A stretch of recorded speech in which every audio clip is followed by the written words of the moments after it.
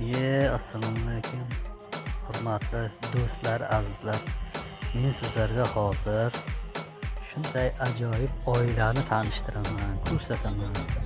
Buni qarangizlar. Shunday ajoyib ona, bola, hammasi bor.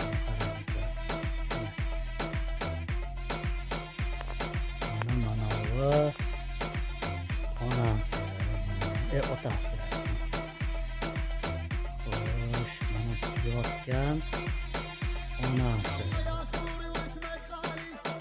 manavi qop-qorasi o'g'li, mana bunisi bitta qizi, bir o'g'li bir qizi bor. Oila mana shunday mustahkam, boriga ham yo'g'iga ham qanoat qiladi bular. Shunday ajoyib oila. Havas qilsa arziydi.